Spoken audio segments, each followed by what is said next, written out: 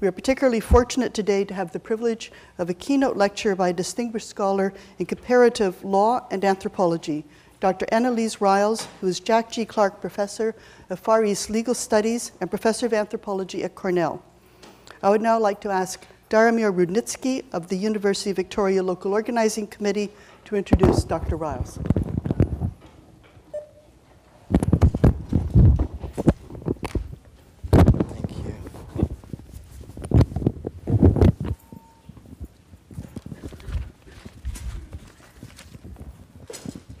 Thank you very much, Ellen. My name is Daromir Rudnitsky, and I'm a member of the Local Organizing and Program Committee for CASCA 2013. I'm also a faculty member here in the Department of Pacific and Asian Studies at the University of Victoria. And on behalf of the Program Committee and the Local Organizing Committee, it's a real pleasure and a tremendous honor, I think, to be able to introduce Professor Annelise Riles to deliver the keynote address to CASCA 2013. I would like to acknowledge at the outset the generous support of both CASCA and the CASCA membership, and also the Social Sciences and Humanities Research Council of Canada for funding the keynote address and also a series of lectures and invited sessions that are taking place at CASCA 2013 under the rubric of Unsettling Records, Reworking Anthropology's Role in Turbulent Times. Thanks. Professor Annelise Riles is the Jack G. Clarke Professor of Law in Far East Legal Studies and also a Professor of Anthropology at Cornell University. She also directs the Clarke Program in East Asian Law and Culture. And one of the most exciting things that I think Professor Riles is engaged in at the moment, and I hope she'll talk about this at least briefly, is a new virtual think tank entitled Meridian 180. She's both the founder and director of this new initiative. And Meridian 180 is really, I think, an exciting project and offers a real tremendous opportunity, a tremendous window into what anthropology and collaboration between anthropologists and others, lawyers, regulators, policymakers, and so on, can do to foster a kind of, in their words, or in her words, a substantive dialogue between visionary individuals to inspire productive and often unexpected changes in policies, ideas, and individual life projects. And this is a tremendous forum. I think if you haven't had an opportunity to do so yet, you might want to check this out online. The Meridian 180 website is really quite fascinating, and there's these conversations that are taking place across different languages, not just English, but in Chinese, Japanese, Korean as well.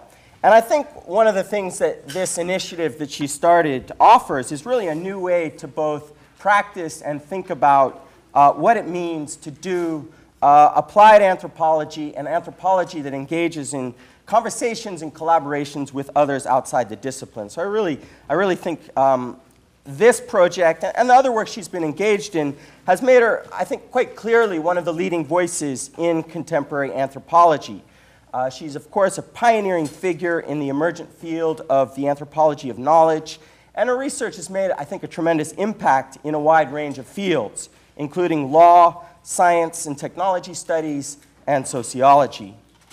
Her research heretofore, and I presume in the future, will focus on the transnational dimensions of laws, markets, and culture across the fields of comparative law, the anthropology of law, and international financial regulation. She's the author of a number of books. I'll just mention a few of them here: Collateral Knowledge, Legal Reasoning in the Global Financial Markets, which I think is her most recent book that came out in 2011 from University of Chicago Press. Other books that she's written include The Network Inside Out, and probably most relevant for the theme of our conference, Documents, Artifacts of Modern Knowledge, which was a really, I think, pioneering initiative to bring together lawyers, anthropologists, sociologists, and the historians of science to think about approaches to documents and records. Professor Riles has conducted ethnographic research in China, Japan, the Pacific, and elsewhere, and is fluent in Chinese, Japanese, French, and Fijian. She holds a PhD in social anthropology from Cambridge and a JD from Harvard University.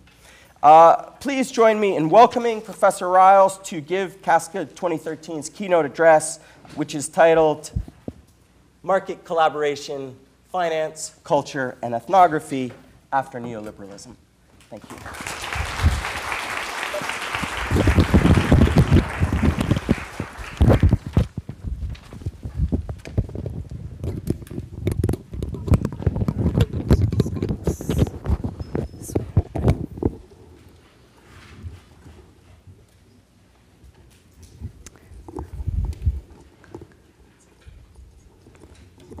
Well, thank you all so much for having me here. Merci beaucoup à tout le monde. Bonjour, je m'appelle Annelise Riles et je suis absolument ravie de vous joindre aujourd'hui pour parler du document et de l'archive et de la politique du texte. So I'm really excited to welcome you today, to be with you today to talk about documents and to see a conference all about documents. I really want to thank in particular Lisa, Andrea, Daramir, and Ellen for organizing this absolutely phenomenal event. And when Lisa and Andrea first approached me about this, I almost couldn't believe my ears that there was going to be a whole conference about documents, because I suddenly felt very old, because I remembered when I was a baby anthropologist just out of graduate school, and I was suddenly talking to my friends and realizing, you know, this whole practice of documents and documentation is really ethnographically interesting, and could we talk about it, and could we talk about the issues it raised, and starting to put together the book, which I assume is how I came to your attention, the Documents,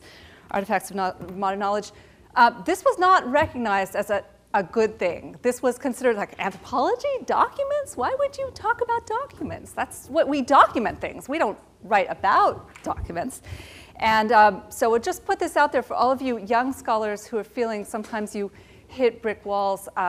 The book, that Documents of Artifacts of Modern Knowledge, was rejected not once, not twice, but 3 times by presses.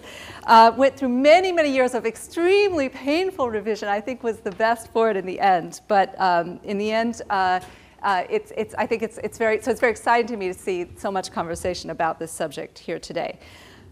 So if you've taken a look at that book, I think one of the reasons that it probably was rejected 3 times was that our approach was kind of particular. That is that we were not interested in just writing about documents or documentation here and there, but we were really interested in the kind of challenges that documents threw up to us as ethnographers, the way in which the fact that we're documenting, other people documenting, and so on, created this situation in which we had to talk a little bit about the overlap in thought processes, knowledge between ourselves and our subjects, and think about new ways of collaborating with them. And so the introduction to that book ends in a really kind of funny place, I think, with a focus not on documents anymore, but on ethnography as response and collaboration. And I sort of left that there in 2006 and didn't think too much about it. But I now realize, and it's really, I'm so grateful to you for bringing me here to think about it, that actually that project, working through it from its beginning points being very much about documents to its ending point being about collaboration and response, really has shaped the rest of what I've been doing since 2006. So the paper that I'm going to give you here now is, I think, very much in the spirit of the title of your conference, which is Unsettling Records, not just studying records, but unsettling them, reworking anthropology's role in turbulent times. And that subtitle was actually very inspiring and important to me. So let's start now. So, no energy. May 2011, Tokyo. It's only a few weeks after a massive earthquake and tsunami left thousands dead and many more thousands homeless, reduced factories, roads, train lines, and other crucial aspects of the national economic infrastructure to rubble, and unleashed the worst nuclear crisis since Chernobyl. I sit alone in my cubicle on the floor reserved for foreign researchers at the Bank of Japan, Japan's central bank. The foreign economists who usually occupy this floor have returned home to escape the radiation. It's pitch dark everywhere beyond the immediate vicinity of my desk, and the temperature is over 80 degrees, owing to the government's mandate that every corporation and government agency must cut 15% of its power usage to compensate for the outage at Fukushima. My assistant monitors my every move. She insists that I leave my desk at lunch and checks my computer regularly. She requests a report on each conversation with bank and non-bank employees and follows up to find out exactly what was discussed, even in the case of meetings with personal friends. Every day at 12:30, the entire team crowds into the only working elevator that remains after the others have been decommissioned to save power. And we head to the darkened employee cafeteria where we are served vegetables from Fukushima province, which, according to official government proclamations, are entirely safe. At these lunches, people keep their eyes down and eat quickly. Occasionally, they crack a half joke about government policy. I'm repeatedly lectured on the failures of the American free market ideologies as evidenced by the financial crisis of 2008 in ways that oddly replay Occupy Wall Street themes: the traders' bonuses, the income gap between rich and poor, the politicians are in bed with the banks, et cetera, et cetera. When we do talk Japanese regulatory or fiscal policy, everyone insists again and again that there is, quote, no hope for the given situation, no way out of the current economic mess. The lights are never going back on again, I'm told by one person. My assignment at the research division of the central bank, as announced, my assignment at the research division of the central bank was to conduct research on the too big to fail problem, the problem of what to do about corporations or financial institutions whose failure could destabilize one or more economies. My role as a researcher, arranged by a longtime informant who knew of my interest in supplementing a decade of interview-based ethnography with full-time fieldwork inside the central bank, was something of an experiment for both myself and my colleagues. The very fact that there might be a place for an anthropologist and a question to be answered about too big to fail was in itself new. Before 2011, every one of my informants to a person had subscribed without question to the ideology of the self-correcting free market, unfettered by regulation. This ideology had animated their life work, their hopes for their professional and personal futures, their response to practical problems, big and small. Yet by the early spring of 2011, something had changed fundamentally in much the way that Zizek describes the sudden but utterly fundamental and irreversible collapse of the big other in Romania in 1989. And Jurček describes the moment at which, quote, everything that was forever was no more in Russia. By the spring of 2011, few of my longtime informants seemed to recall, unless pushed into an embarrassing moment of mea culpa by their ethnographer, that they had once ever subscribed to such a view. Along with the loss of faith in market competition as the most efficient and just decision-making tool, there was also a loss of hope for the future, individual and collective. Conversation with young regulators about their own plans for their future careers inevitably petered out with comments like, I don't really know, or I guess I'll just stay here for a while. And conversations with colleagues about their hopes for their children's futures usually ended in resigned accounts of the lack of good jobs, the lack of options, the fact that their future was sure to be darker than their parents' own. In the view of the regulators with whom I worked and my interlocutors in the financial markets alike, the best that one could aim for was to forestall an inevitable decline in the economy and in one's own life chances. This turn of events, marked by an opening up of a new space for me as collaborator, also destabilized my critical faculties. The premise and the problem of my earlier ethnographic work had been the authority, efficacy, and legitimacy of the market, of the zone of the private, as against the state for the last 20 years. One of the core themes of my work had been the question of how to respond to the Hayekian critique of state intervention in markets I had heard articulated so forcefully by private and public actors alike in the context of a time of widespread attack on the legitimacy of the regulatory state. The economist Friedrich Hayek, a veteran of totalitarianism who then championed democracy grounded in a market unfettered by state intrusion, focused his criticism of market regulation on questions of epistemology. on the inadequacy of the forms of knowledge available to state planning. By definition, Hayek argued, state actors could not adequately know the market, since by the time they gathered information about market conditions, it was already obsolete. Because their market knowledge was always retrospective, based on facts that they gathered after they had occurred, it was inherently contradictory to the prospective orientation of planning, and hence they could not intervene in the market effectively. The aggregate knowledge of private market companies, in contrast, according to Hayek, could fully coordinate the market in real time through the collective wisdom embodied in the nature of price. Market-based governance, therefore, was more accurate and more efficacious as a coordination tool.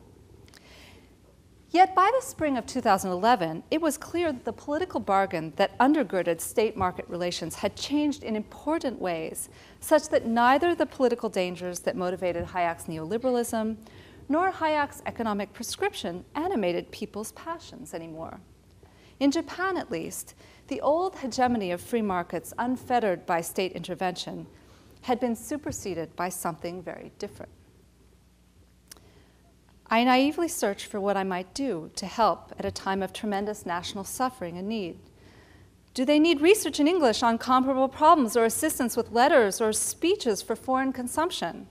Are there any new research or policy questions beyond or different from my agreed duties that demand immediate attention? Any new questions? That's a good one, I guess. I guess we should come up with something. The leader of my team flashes a sarcastic smile at a coworker, and I realize I've said something very out of step.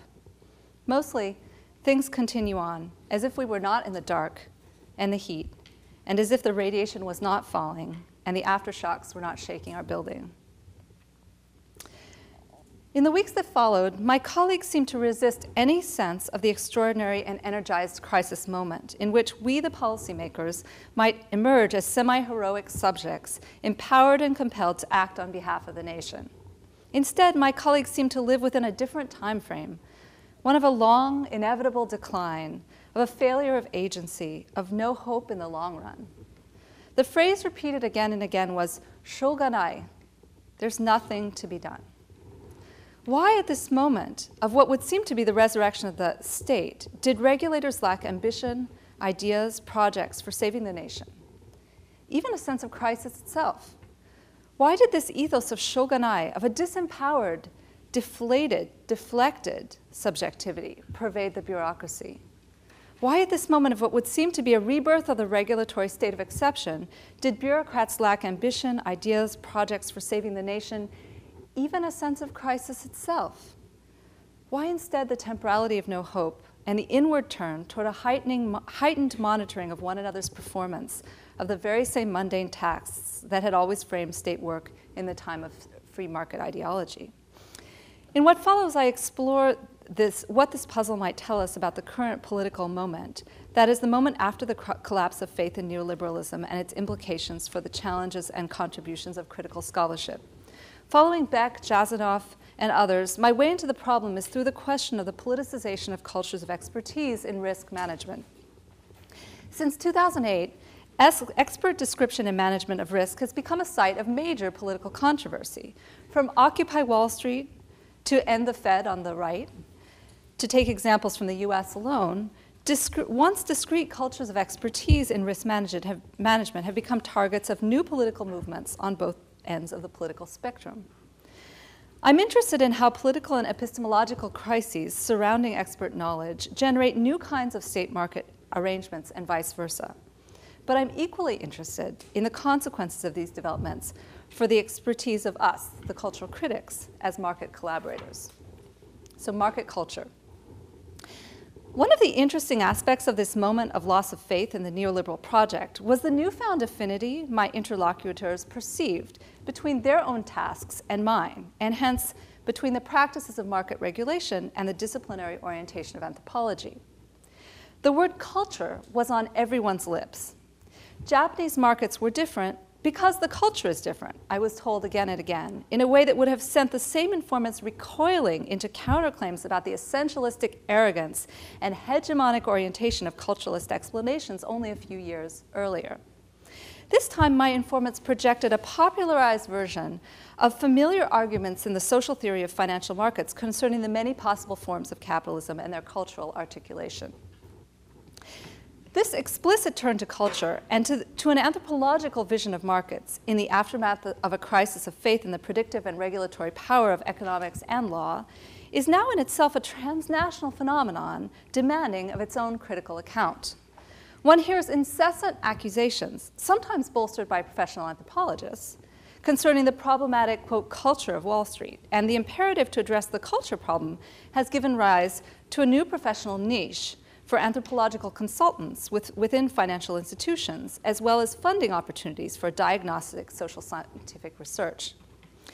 Within regional and international organizations of financial regulators, likewise, the rise of so-called new governance techniques for global regulatory coordination, which purposely retool anthropological insights into an enforcement regime in which states are, quote, peer-reviewed and bureaucrats are, quote, named and shamed rather than legally punished or fined, is yet another example of this turn away from law and economics to society and culture as a regulatory force. There's a new market for sociological and anthropological techniques for making sense of markets as cultural spaces. The material that follows, therefore, is in essence an account of a failed collaboration along these lines, of a bold experiment on the part of my colleagues to produce a new account of the economy and of market differences that in the end failed to produce the results for which they might have hoped. Perhaps they just got the wrong anthropologist. I ultimately could not bring myself to produce the cultural account they might have found ideologically useful or at least intellectually interesting.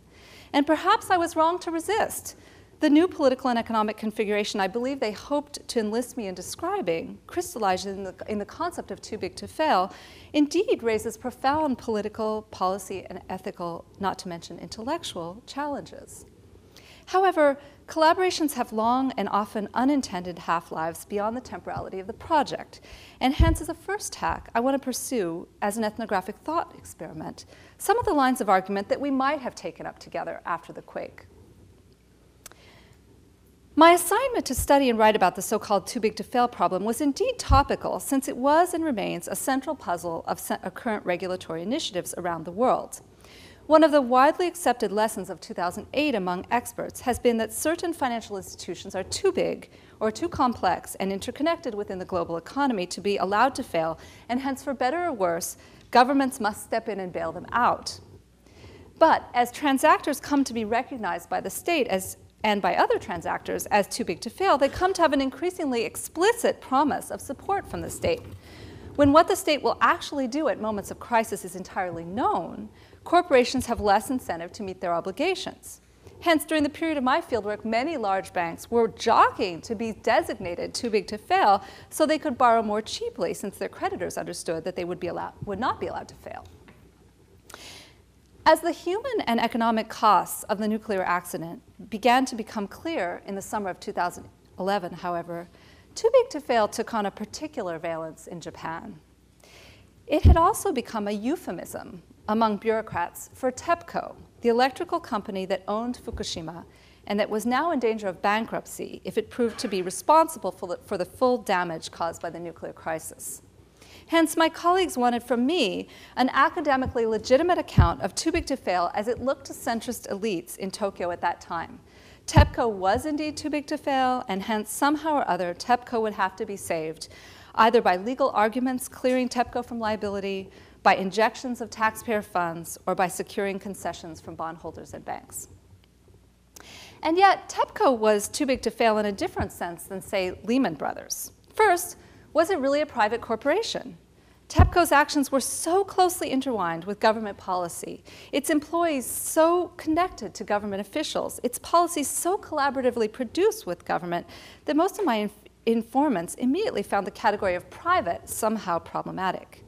TEPCO's mission, providing the power to every business, every residence, every factory in the once sparkling city of Tokyo, and providing the electricity that fueled Japan Inc., an industrial giant entirely lacking in natural energy resources, was such a public one that TEPCO was too big to fail in the way in which Japan itself was too big to fail, if indeed it was.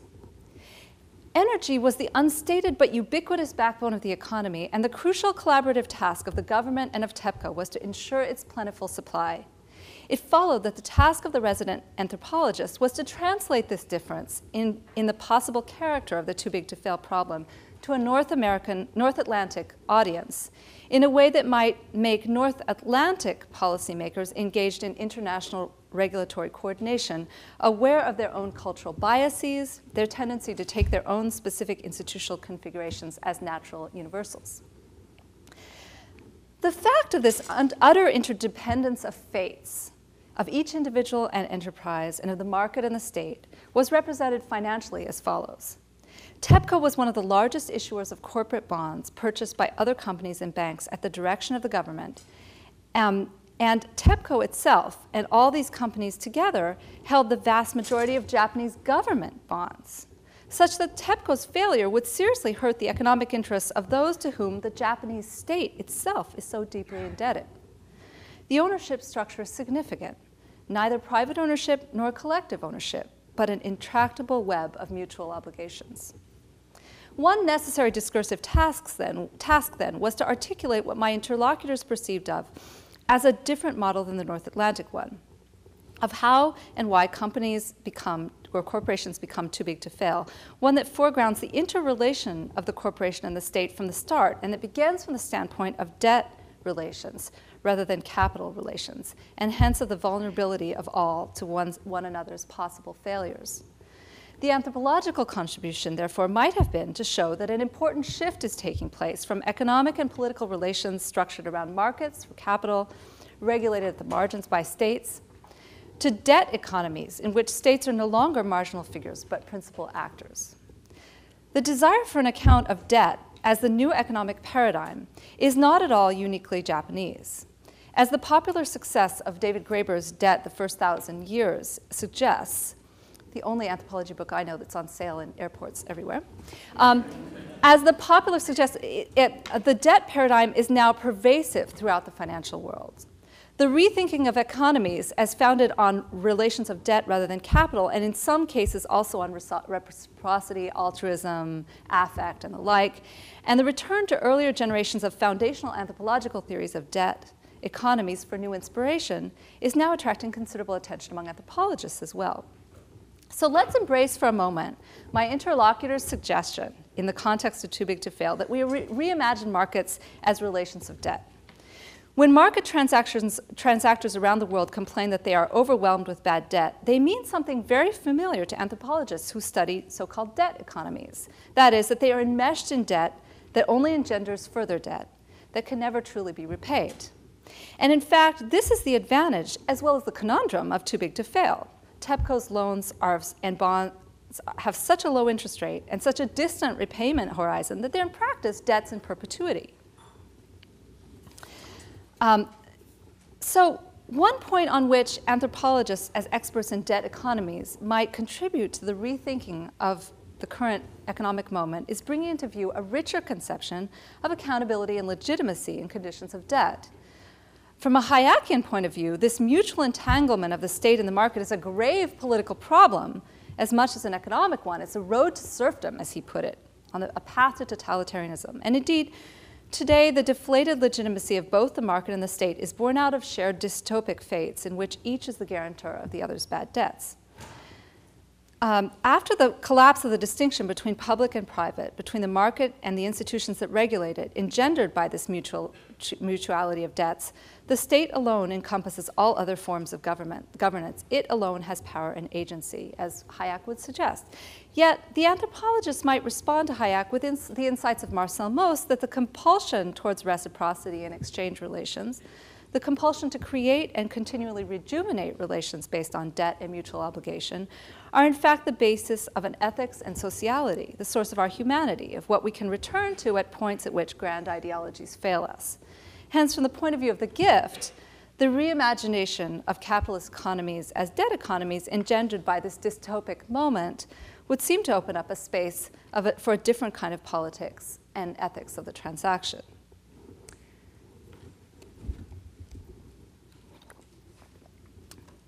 Yet, should we accept this mission, How alternative is this alternative to capitalism? Does the very desire for the alternative among regulators and traders not suggest that the turn to capitalism outside, in some sense, holds out the promise to re-energize the inside? Let's linger on this question for a moment while I turn to another aspect of the political moment: data politics. My experience of being the target of surveillance was in no way unique. Rather, it turned out to be one of the most salient, widely shared, and quotidian dimensions of daily life for those working in the government, as well as those working inside the regulated banks. One legal compliance expert for a large Japanese bank described how, in the last several years, the number of government inspections, requests for information, requests for documentation, and telephone inquiries had increased so much that more than half his time was now devoted simply to complying with daily, weekly, quarterly, yearly government requests for information. His exhausted frustration was targeted in particular at the, quote, arrogant tone of these government officials. Quote, "You can't refuse. When they make a demand, even when outside their authority, you don't even want to be the last one among the banks to comply. If you're slow, they punish you ruthlessly. They have all the power. They are the shoguns, and we are just the common people." And indeed, some bureaucrats confirmed this description of a new informational politics. According to one central banker, the regulators ultimately had all the power they needed because the Japanese corporation, as a subject of regulation, was entitled to no, quote, business privacy. Regulators had access to all the information about all the economic activity all the time. They could and they did monitor both sides of every trade. The new emphasis on constant total surveillance, no business privacy, was jarring to me from the point of view of the world of regulators I described in Collateral Knowledge, in which the regulator's dream was to withdraw from the market altogether and bring the Hayekian vision of the rule of law to full fruition. My interlocutor's vision of market regulation was now a darker one, in which private actors had to be monitored all the time. This turn to surveillance as an explicit modality of government is not at all uniquely Japanese. It's been recognized by social critics in Europe and the United States as well as indicative of a moment in which neoliberalism, quote, appears to be in retreat, giving way to a darker vision of society harnessed to the valorization of policing as the primary mechanism of governance. And as emerging social criticism of companies from Google to Facebook suggests, this modality of governance is not the purview of the state alone.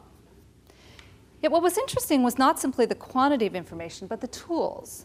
The first of these were massive computerized nets for day-to-day, transaction-by-transaction data collection. One of the sources of central bank's authority was the fact that interbank transactions clear through accounts at the central banks. So if your bank, when you cash a check, actually your bank is sending the money through the central bank to the other bank, which then gives the money to your party. And so this clearing mechanism was a source of data, complete data, not samples or estimates about market activity. This data was collected collaterally to the work of clearing, but had a value and authority. It was a source of power of its own. A second and equally important method of surveillance was what Douglas Holmes has described as the para-ethnographic method. Regulators of different ages and ranks were assigned to engage their counterparts at the major banks. They called them daily, visited them weekly or biweekly, built relationships, immersed themselves in the detail, made it their business to know everything, big or small, before it happened as a market event. For Holmes's interlocutors, Douglas Holmes has done research in central banks around the world, other central banks. For these central bankers, this was a way to understand the general state of the economy as a whole. But for the regulators I worked with, para-ethnography served rather as a way to understand what individual market participants were up to surveil them in order to anticipate and resolve problems or to catch and stop bad behavior. In such conditions, traditional lines of critique seem somewhat out of step. There's little archaeology left for critics of capitalism to do. Foucauldian critiques of seemingly innocuous surveillance regimes proved effective enough when the target was the neoliberal state, which claimed to withdraw passively and even-handedly from the market. But what happens when surveillance is no longer hidden but explicit, accepted by the targets, and even applauded by left-leaning interest groups as the state finally doing its job and keeping tabs on the financiers? As one centrist law professor put it to me, "What are you complaining about? What's so bad about monitoring? They're the bad guys." The politics is no longer subterranean, but on the surface for all to see, and indeed to have already accepted as just the way things are and should be done. Perhaps then, the conversation with my collaborators might have turned to what anthropologists know about debt economies. Mose and many others like him have shown that what makes debt relations ethical is that they are relations of two sides that recognize and, in a sense, respect one another's autonomy and dignity. As Marilyn Strathern has argued, in gift exchange, and ironically we might add in liberal capitalism, the other, the exchange partner, is opaque. You don't go around asking where the gifts you received or the commodities you procured in the market come from, or what divisions or politics lay behind them, although you might do that at another point in the transaction.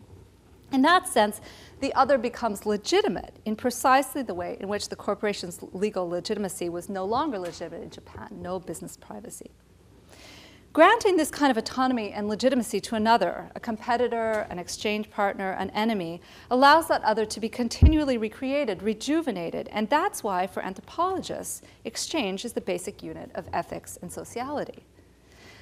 The anthropological point about data politics, then, might be that it is not the current state of mutual indebtedness, the recent collective discovery that markets are not really markets but debt relations, that's the source of our political predicament, as ironically critics on both the far right and the far left are now suggesting.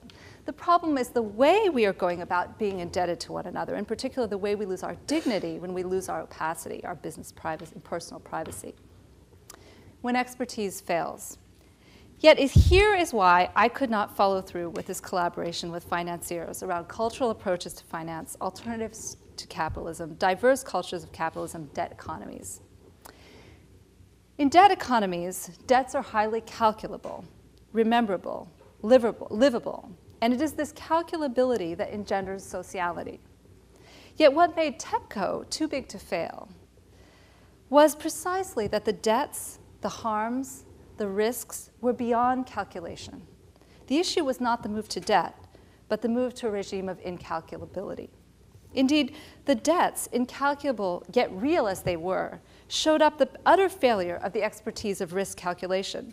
The legal discussions surrounding Fukushima centered on the question of who bore responsibility for harm that expert knowledge said was so statistically improbable that it was in effect impossible, and yet had nonetheless happened.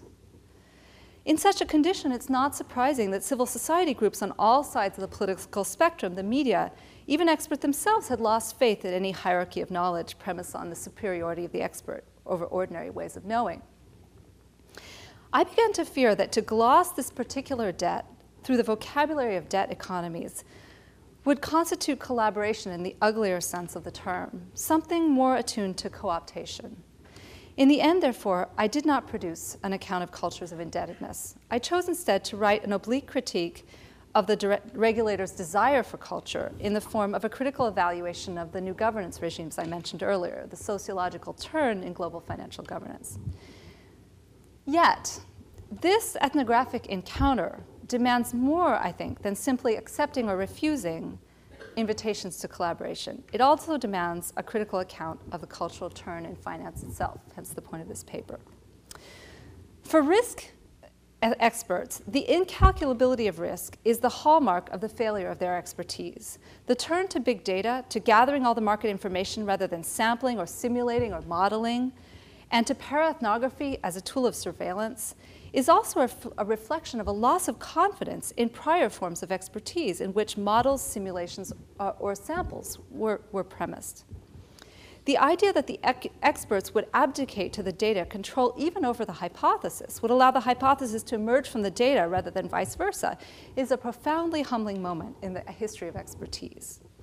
Indeed, it's important to understand that the new surveillance of the excesses of the market was not paternalism. My interlocutors in the bureaucracy were not claiming that they had the answers, could plan for the future, could do any better than the market participants or anyone else. Such a faith in the epistemology of the plan, the hallmark of the Keynesian developmental state period, running in Japan from briefly after the occupation until the 1980s, had been definitively defeated in the neoliberal era I chronicled in Collateral Knowledge. But my interlocutors' focus on total surveillance now suggested also a loss of faith in hierarchy and competition and price as objective sources of information. Both an earlier generation of Keynesians and a more recent generation of Hayekians had held to ideologies that translated into a kind of actionable hope for the market state system and for the professional caught in that system. In contrast, this was a moment in which hope for the market-state relation and hope for oneself had been lost. Manic surveillance is a strategy of desperation, born out of a lack of faith in one's theories and policies, or rather having to accept that one's actions do not conform to one's theories or of how one should act. Shogunai. What's ultimately most salient about Too Big to Fail, then, is that this very recognition of the practical reality of the obligation on the part of the state to save private entities from failure plunges the expert into a kind of ideological anomie.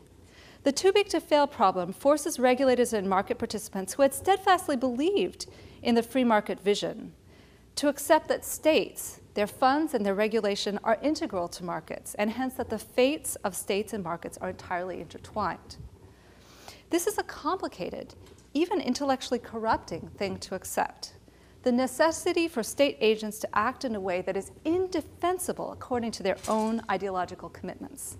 And yet, for my interlocutors, as for American free marketeers running the Federal Reserve in 2008, when they were forced to do the same, an expert was a person who had suffered this loss of faith in their own theory and their loss of the moral high ground, and yet was willing to live with this practical cynicism. Quote, "There are no atheists in foxholes and no ideologues in financial crises," Henry Paulson told his staff in the midst of the US financial bailout. The idealists and purists on the left and the right, from the Occupy Wall Street movement to the End the Fed movement, were not grown up enough to face the facts. Ironically, it's this cynical expertise that now seems to have such an avid appetite for culture. How should we understand this? Fieldwork conversations with lawyers, legal theorists, and regulators has taught me that it's an ethnographic error to assume that the term culture indexes anything that we anthropologists might wish to claim as the provenance of our expertise. Technocracy presumes a certain degree of faith in rational actors, because if you don't believe that people are rational, then anything you do to them, whether you hit them over the head or you give them a carrot, they're not going to react as you wish them to. However, everyone seemed to acknowledge that the rational possessory individual model could not explain everything. Hence, culture functioned as a placeholder for what was not knowable within the dominant paradigm. It simply stood for anything and everything that could not be explained within the dominant rational actor paradigm, as well as any and every possible method for exploring such things. This is an essentially negative gap-filling view of culture. It's necessary, but also ultimately subordinate to economic analysis. The desire for culture at the current moment then operationalizes a folk division between culture and economy, or culture and rationality, that antedates anthropology. When regulators or market participants indicated an interest in culture, then, they're simply pausing to recognize provisionally the gaps in their analyses. What makes this confusing and perhaps tempting for anthropologists is the overlap in the terminology and the mission. Anthropologists do talk about culture and consider themselves experts in and professional stand-ins for sometimes the other. So rather than taking up the call to fill in the gaps in the form with debt and culture, then I wonder if we might instead come to ethnographic terms with what has happened to risk expertise and to risk experts themselves. To do so, however, will require incorporating into our account the newfound but equally powerful desire on the part of many anthropologists and cultural critics to be part of the action, to collaborate with financial experts around the cultural turn. Let me explain once more what I mean with reference once again to the situation after Fukushima. It's the last section, citizen collaboration. As I mentioned, my office was pitch black, but so was my home. In the spring of 2011, as the government experts proved incapable of shutting Fukushima down, the only positive policy proposal was energy conservation. At this moment of political crisis, citizens were entreated to act collaboratively rather than point fingers. Private companies were forced and individuals were admonished to conserve at least 15% of their power usage by turning off televisions and computers, raising the thermostat, using the stairs rather than the elevator. We threw ourselves into this project with a tragic energy, as if it was all we could do. Each morning, the Asahi newspaper's website published statistics about conservation numbers, and sure enough, the people conserved enough to make up for the lost power outage at Fukushima. Activist groups began talking about the magical 30%, the amount of conservation we would need to achieve to shut down nuclear power altogether. But in this somewhat hopeful project, we citizens were also enlisted as collaborators, made responsible for the government's longstanding task of energizing the economy without, of course, truly having any say over what energy policy might become. The same was true of the question of defining the risks. Each morning, the government released a deluge of data about sievert counts of radiation here and there, taken in this and that system of radiation counting, taken by different government authorities who reported vastly different numbers. The data was dumped on us in huge spreadsheets without analysis or interpretation. Here are the facts, you decide. Like many others, each morning I found myself thrown down a rabbit hole of statistical interpretation, internet searches, academic research, in my attempt to answer the simple question of whether it was safe for my son to go to school that day. The answer was always the same: who knows? And yet, like others, I could not stop the compulsion to get and analyze the facts. This was not citizen science, but the enrollment of the citizenry in state disinformation through the flip side of data politics of surveillance, data politics as transparency. Now, one might say that after almost 2 decades of engagement with science studies, I should have known better than to waste my sanity on a question as preposterous as, is it safe? And indeed, I was aware at the moment of all the ways in which the very project of this question was nothing but a socio-technical network rigged with glitches at every turn. Yet my own faith in my own theoretical apparatus was not strong enough, nor did it offer me enough in the way of alternatives to counter the urge for a scientific answer. This is ethnographically significant, I think. At the moment at which anthropological expertise was called into collaboration, that expertise also failed this expert. At the same time, other aspects of our toolkit, including in particular critical studies of expert knowledge as a modality of governmentality, seem to have been exceeded by phenomena such as data politics. With the collapse of risk experts' tools, the recognition by all that experts fail, that we critics also find that our tools are somewhat beside the point. And for me, the most potent of all was my loss of my most treasured expert tool, my ability to see the condition ethnographically. I became more angry than curious.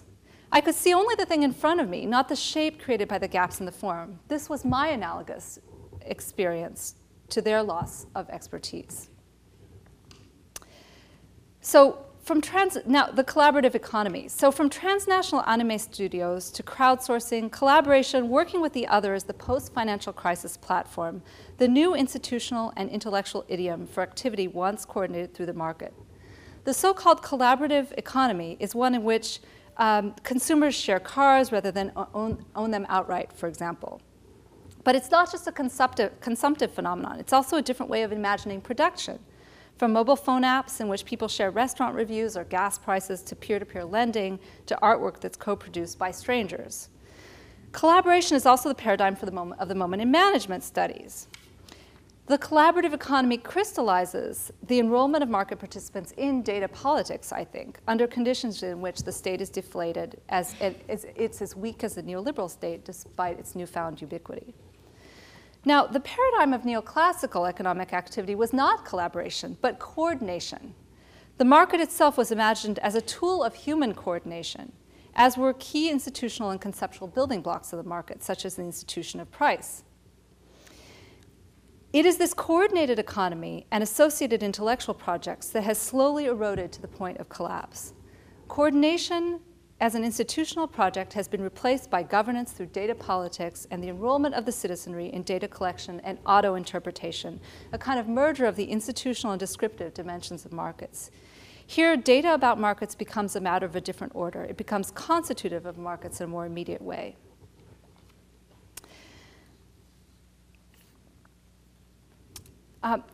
Yet from another vantage point, the collaborative economy and the collaborative intellectual project alike remain quite traditional in their vision of collaboration as organized towards some concrete end, to share a car, to get the best restaurant reviews, to produce a new data archive, a new critique, a new political outcome. In these models of collaboration, it's instrumentalism about the ends that operates the way property rights once operated in the coordinated economy. Our differences can all be managed by our shared vision of the ends towards which we work or consume. Now, it should be no surprise that the collaborative economy is already impacting the anthropology of expertise. Chris Kelty, for example, has mounted a sophisticated multidisciplinary collaborative apparatus modeled on the Linux software production model, with the organizing methodological challenge of dealing with huge volumes of data, he writes, and with the specific intent of producing scholarship that, like Linux, would integrate the creativity of the intellectual crowd into something far greater than the sum of its parts. Such projects only literalize a set of long-standing methodological commitments in the discipline. As George Marcus has pointed out, we've always been collaborators, only recently have we begun to discuss that explicitly. Indeed, the theoretical foundation for collaborative anthropology predates the collaborative economy to the theorization of culture itself as the dialogical invention of subject and object, in Wagner's terms and others. If culture is understood in Roy Wagner's terms as the field, in his word, the intellectual premise for our research, kind of as-if premise, and also as dialogical effect of anthropologists' collaboration with their interlocutors, then in retrospect, it's always been collaboration, the transformation of social relations into analytical relations, not culture or theories of debt, that is our great disciplinary contribution. And yet, we have always understood the need in such collaborations for what Reddy terms disciplinary distinctiveness. Ethnographic response begins with an appreciation of the ways in which ethnographers and their collaborators are not the same kinds of thinkers and actors. The beginning points and ending points of their shared knowledge are not the same. The anthropological collaboration differs in one other important sense from the collaborations of the new platforms. Anthropological collaboration can never be straightforwardly instrumental. By definition, in ethnography, one does not quite know what one is looking for, or rather, one is open to letting the questions emerge from the intersubjective encounter. The only goals of the ethnographer are more provisional: mastering the indigenous discourse enough to get by, enrolling necessary local and global allies in the research project, getting funding, finding the truth about a particular episode in local history, for example. These are as-if goals because they're both actual goals and impossibilities. There's no singular truth. We all know it's impossible to master the indigenous discourse, and so on and so on. And we have a very sophisticated as-if relationship to those goals. And yet, as goals, they stand in the place of or obviate the need for actual instrumentalism. So is there anything that anthropologists might contribute from this vantage point to the current moment of big data and the collaborative economy? Immediately after the earthquake and environmental crisis, a group of anthropologists, together with legal scholars and economists and practicing lawyers and bureaucrats and financial analysts in Japan and the US and around the Pacific Rim, initially face-to-face and through telephone or email contact, began to think about this aspect of the evolving transnational crisis: the lack of understanding, the points of disconnect and miscommunication, of distrust and duplicity, and the crisis of faith in each genre of expertise, from economics to anthropology and so on. We experience the environmental crisis and its international consequences as a tragic confirmation that the tools of intellectuals and practitioners alike, and hence the intellectual and technical conversations across the Pacific and across our disciplines, had long been far thinner and less substantive than necessary to the current moment. But above all, we experience the crisis as existential, as the profound shaking of our sense of intellectual, political, and ethical direction. One person spoke only half-jokingly of drinking himself to death, one anthropological colleague. Another anthropologist I knew stopped speaking almost altogether. The available avenues for intervention, from volunteering in the cleanup efforts in the tsunami-affected sites, to providing expert opinion to government ministries, to documenting protest movements, each seemed inadequate responses to our crisis. We began holding online discussions under the name Meridian 180 on a range of topics, from whether the consumption tax should be raised to the meaning of happiness, and eventually built a closed online platform where participants could participate in their own language. What distinguished the collaboration from most networks, virtual communities, deliberative experiments, or political pressure groups, many of which are also cross-disciplinary and cross-national, is that we began from the standpoint of our sense of loss of any sense of the proper questions to be deliberated. We were not collaborating towards some goal to which each could contribute their respective expertise. We were simply living side by side the moment of our loss of expertise, and with it, our perspective on where we might be going. It was a curious project. I have some materials about it if anybody's interested. Its aim was certainly not some liberal idea of overcoming barriers to common understanding through dialogue. Members shared no such liberal faith in the power of language or deliberation. It did not emulate the methods of another field, as Chris Kelty's emulation of Linux does. And its method and discursive frame, I think, remained firmly but implicitly anthropological, ethnographic response. Nor was it a critical project, a tactical intervention in the political moment. Members shared no common understanding of what the aims or goals of political intervention might yet be. The project also differed from para-ethnography. Just as there was no agreement about the political goals, there was no shared conception of what we might want to describe or make sense of through the pooling of our expertise. Indeed, ethnographic response demands holding on to the way in which the beginning and ending points of even the same knowledge of our members were not shared. 2 years later, the project now counts more than 500 members. It functions on a closed online platform where participants can continue to discuss, but its wider goals and objectives remain as unformed as ever. At a recent meeting, members pondered the question of what metaphors to use to understand ourselves. Possibilities that were proposed include amateur think tank, guerrilla consulting group, a black box theater performance, and my personal favorite, an intellectual gym in which people could just get some intellectual training side by side with other strangers doing the same. Yet what was different about our project was the abandonment of any explicit aim of producing knowledge, comparison, criticism, data, etc. What we wanted to produce, rather, was in an immediate sense a personal basis for survival after the loss of our tools and the confusion of our politics. We wanted some way to exist alongside others. For many in our group, it became simply a reason to get through the day. Yet I believe it achieved this because it held the ends of collaboration in abeyance long enough to allow us to appreciate the means, to revisit each of our expert tools by redeploying them against and alongside others after professional expertise ceased to deliver a sufficient space of legitimation. In retrospect, we can say that our collaboration retooled anthropological technique in response to the collaborative turn in market relations. Recognizing the para-ethnographic condition and the rise of the collaborative economy as opportunities as well as political constraints, it brought the moment of ethnographic observation and co-creation into the moment of technocratic expert participation while remaining firmly grounded in the kind of responsiveness that is our disciplinary hallmark. For the anthropologist, myself, the collaboration has literally constituted a field, what was once taken for granted as the object of study. For the financiers, analogously, it constitutes an alternative to the market, what was once their professional work.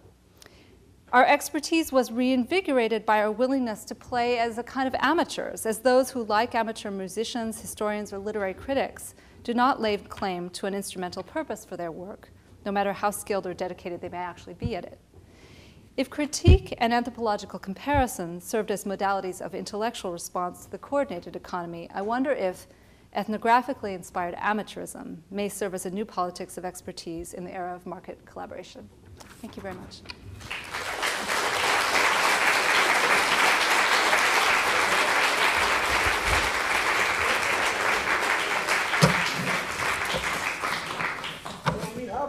About 20-25 minutes for questions. If people would like to direct questions regarding Annelise's presentation, she's agreed to take them herself. So, yes, please. That was stunning paper. It sort of restores some of my faith in anthropology. Oh gosh, that's the sweetest thing you could ever say. Thank you. But, there's always a but. Yes. But the word collaboration has a history. In its history of the word, it's people who cooperated with the Nazis in the invasion of Europe. It's people who cooperate with the colonialists and the imperialists in their, to the betrayal of their own. Yeah. Now, I'm wondering if the width of that older meaning of collaboration resides in the situations that you described.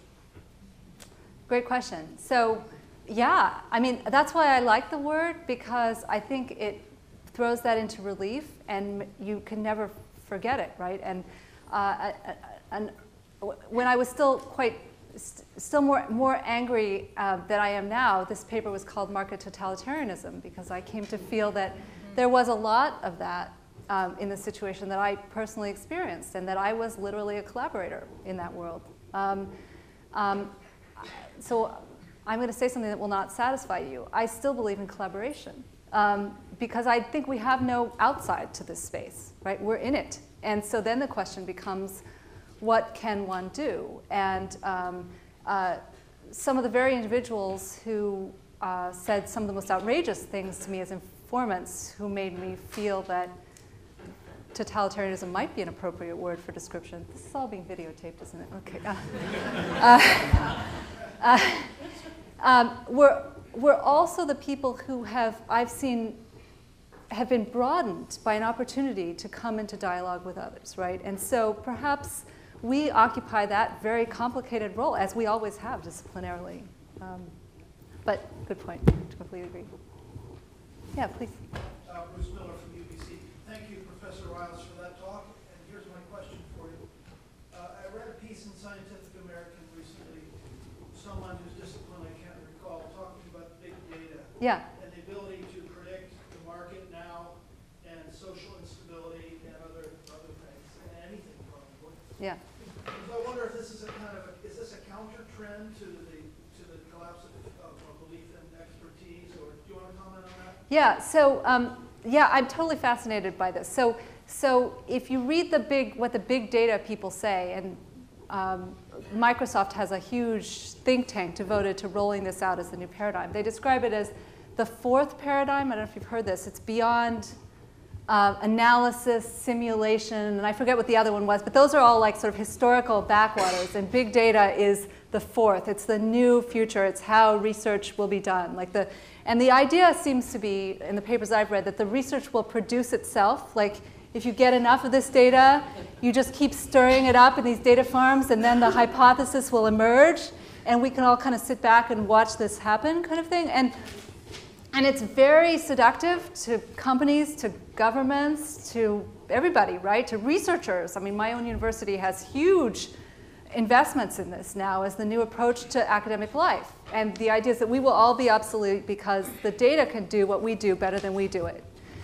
I actually think that this is really interesting as a moment of our, as a description of our lack of faith in ourselves, right? These same people who are claiming this as the future are also saying, I'm not as good as my data, right? I have lost faith in my own ability to produce things. And so while it's produced with great bravado, this big data project, I think one can also see it as a marker of profound crisis, intellectual crisis in the academy, and something that we need to have some conversation about, right?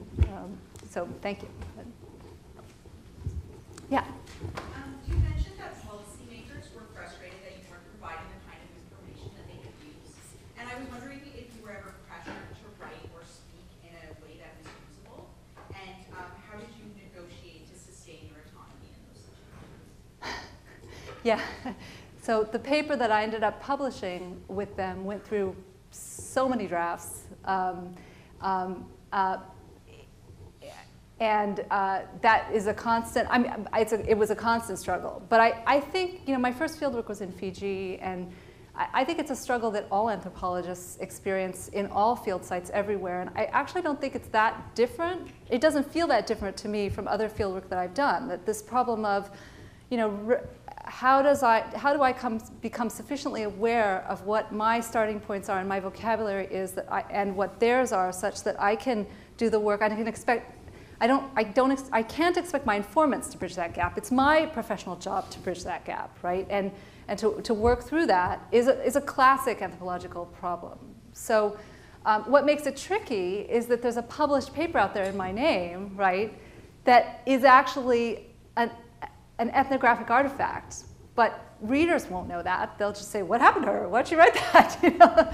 And so it's this interesting space, I think, when you're doing ethnography among people whose worlds so much overlap with your own that you have to be prepared to sort of come out as who you are in the field in other spaces. And for me, it's almost more tricky to make my colleagues at home in my academy understand what all that's about. Most of us get the privilege of hiding what we do in the field, right? No one else ever sees you there except for you, right? But that's definitely not the case in this area. But I would say there was as much struggle, though, about leaving things out of published accounts as there was about describing information, providing information that was useful. And I think that has to do with the culture and sociality of bureaucracy. It's as much about the presentation of material as it is about getting the facts. Right? Please. Thank you, Annelise. It's lovely to hear you speak in such a wonderfully rich and multi-layered way. Thank you. But But it might be somewhat following what our other colleague said. I'm getting the impression, and I want to ask you if you think I'm getting the right impression, that in speaking of the intellectual crisis, in speaking of the complicated nature of our work these days, whether it's intellectuals at large or as anthropologists specifically, that you're suggesting that the next phase for us may well be a kind of guerrilla venture. Is that a mishearing or a misreading of what you're saying? no. Can you elaborate on that? Because it's something that I felt in a very unarticulated way, but I think you're putting it in a very articulated way. Well, I mean, I think there was a time, and if we had more time, we could discuss. I mean, I think there's a reason why in the era of regular old capitalism, we produced descriptions of societies and that could be compared. The comparison was our model, and description was what we did, and they appeared in text. But now what the world needs from us, I think, is our very, very sophisticated sensibility about connectivity and hearing and response and reception. And I don't even think that, as you know, I think one of the privileges that I've had as an anthropologist who's both in an anthropology department and outside is I get to see what bad communicators people are in the rest of the world are, and to appreciate, I think, something that we all take for granted, which is our real skill at reception and response. And that is a skill that's needed everywhere, but it's also the foundation of successful political projects. Because you can start from theory, or sometimes we know where we're going. We've got a theory, and Foucault told us what to do. But I don't think we're in one of those moments right now. I think we're in a moment in which we're rebuilding everything, and we need to figure out, it's from our bootstraps, pull ourselves up and build the alliances before we have the ideas that can stand for the alliances. And that's where ethnography and its very as-if quality of reasoning through the means and saying the ends will come later can be very, very valuable, I think. And I see this, I imagine you might have sensed that this has been a difficult couple of years for me after Fukushima, and it was a very destabilizing experience. And what it's rebuilt for me professionally is a real faith in this field as the place in which a new kind of politics can emerge. If we're willing to see our work as not just about articles and books, those are important, I love them, they're important, but as about the very, very difficult and creative and intellectually challenging work of making those conversations happen. Yeah. Yes? I did appreciate what you had to say greatly. And I'm not exactly sure how I'm going to put this, except that I profoundly disagree with you on that last point. But interesting. There's hardly space here. Please, no, great, please. But mainly, what Yeah. I think is that the way that we were taught, Yeah. and you were taught, because we're generations differently,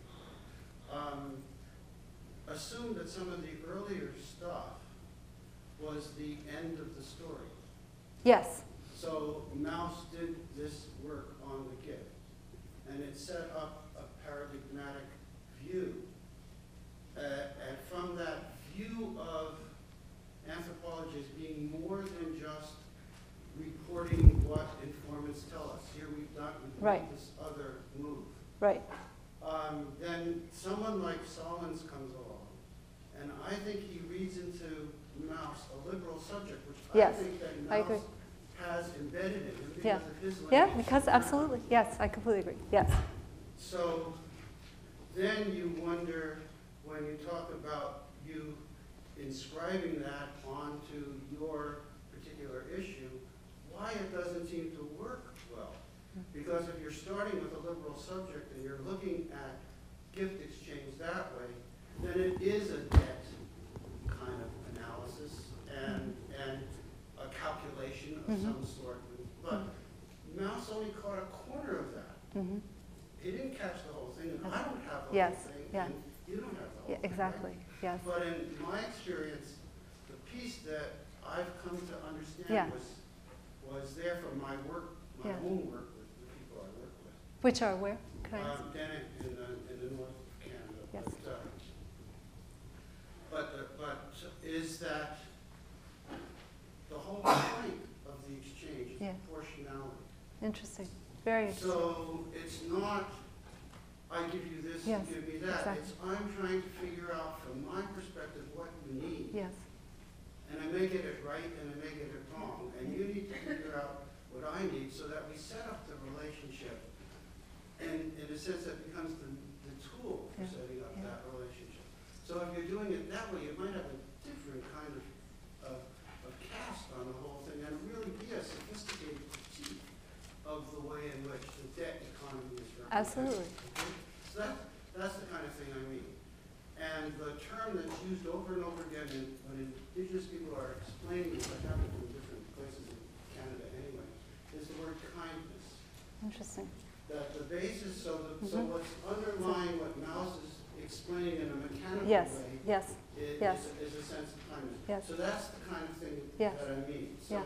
maybe it's not just we have to throw everything out, we have to look because we're in a different space. It's maybe we have to go back and understand the partiality of what we knew and take what that is and try to enrich it from the experiences that we've had. Okay?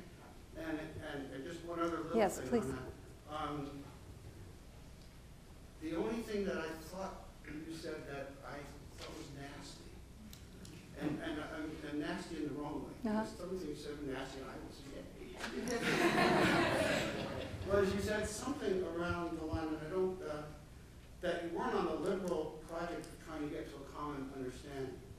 Now, I can accept that you weren't trying to get to a common understanding, so I'm not convinced that trying to get to a common understanding is a liberal project. I think, if that's what you said, I think that what you're talking about, when you say that we're really sensitive, we try to understand other people, that's where we purchase. It's because we have a faith that there's the possibility. That we're buyers of dissensus in the sense that we want to interrupt Yes. the hegemonic narrative. Yeah. But we're not buyers of dissensus all the way down, because that would not really create the kind of space that you're talking about. Okay, great. That's really helpful. Thank you. And I can't tell you how much I appreciate critique from the standpoint of exchange, because for me, you know, I mean, as I said, my first fieldwork was in Fiji. But I have to say that exchange and the experience of being part of exchange has profoundly shaped my life and everything that I think about. And I completely respect and value your correction that there's a kind of simplicity to this description which doesn't begin to give us the spirit or the heart of what collaboration is, right? So that's completely, and I certainly didn't mean to suggest we should throw out all the old stuff. What I was suggesting is that the genre of anthropological contribution might not just be articles and books anymore, it might be other things as well. And I imagine that in your own work, there's lots of more than just writing articles and books that you do as part of your research. But I definitely wouldn't want to say that we don't have a body of knowledge that's significant. And I think in particular, you know, the interchange we're having about the gift, the thing about the gift is, if you get two anthropologists together, they could talk about the gift for like days and not agree at all because it's so rich, right? It is actually the master, it's the meaning of life as far as I'm concerned. So that shows us the vitality of that tradition, just the way you're suggesting. So about the liberal subject, I think there's a real danger with the word collaboration, that it implies this kind of possessive individualism as a starting point, right? You've got people and then they collaborate, as opposed to you start with a situation and then you understand the people after the fact. And as a Melanesianist, I'm with you on that, for sure. So that's a problem there which we would need to address, and perhaps I've even thought perhaps this term, even as it works for the market right now, might not work for where we're going. I guess I meant by liberal deliberalism, I was thinking of Habermas and people like that who seem to have this idea that we have a reason to get together, which is to come to some common understanding. And I think the gift tradition says we don't need to go there, right? Habermas said we have to have a rational subject first. That's right. And that's the problem. Yeah, great. But so thank you very much. That will improve the paper very much. And I don't think we disagree fundamentally. So. Yeah, please.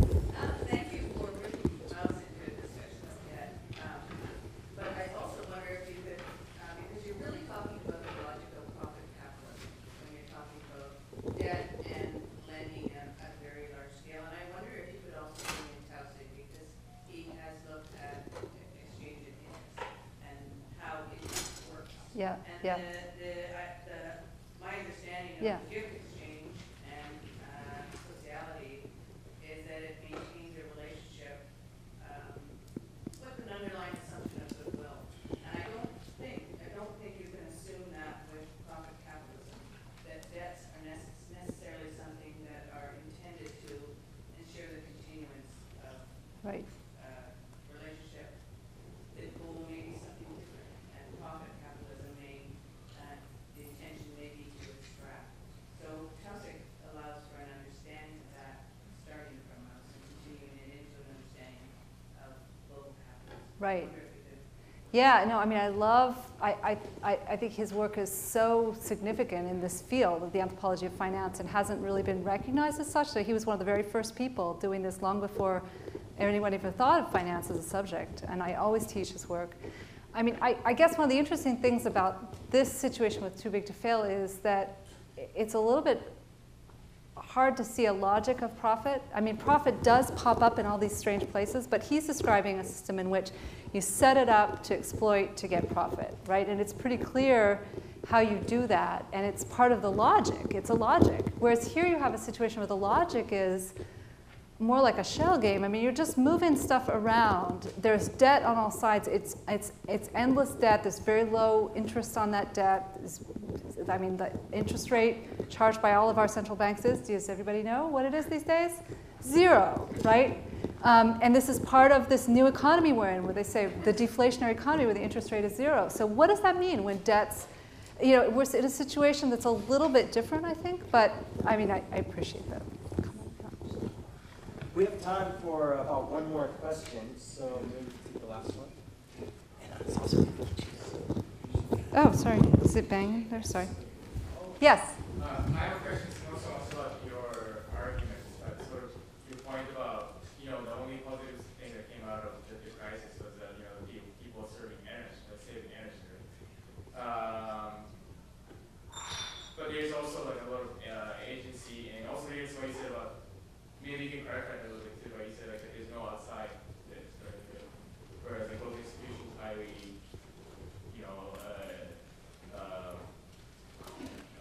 elitist place.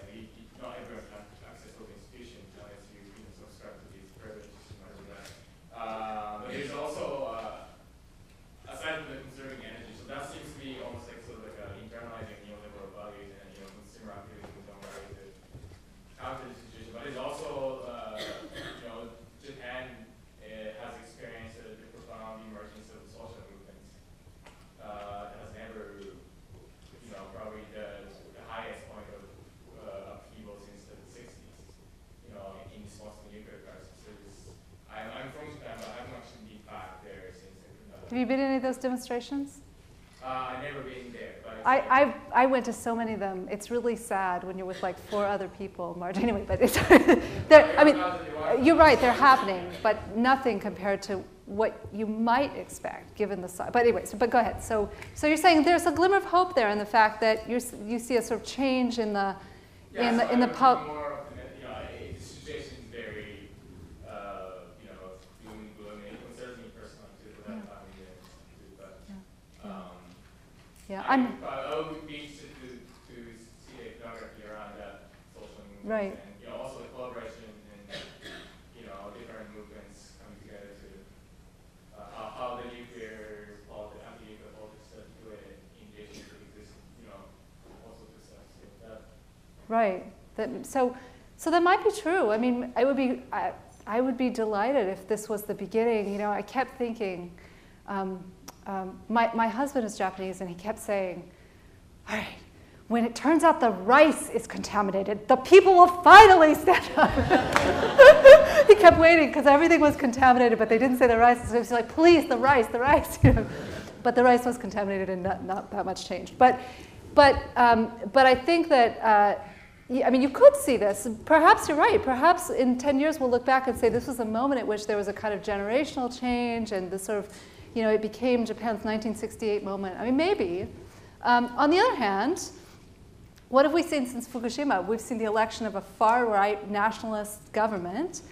A Prime Minister Abe, the grandson of a war criminal, this is being videotaped, yes, is now the Prime Minister. He's talking about eliminating the peace constitution. He's talking about, the rising militarization, starting, and so you have these disputes about islands, which people seem to be getting very excited about. So on the one hand, you see perhaps some hope there, but you also see a lot of nationalism, and I have to say, as a foreigner, and a mother of a Japanese citizen, I've never been pointed out in my foreignness as much as in the month or 2 after Fukushima.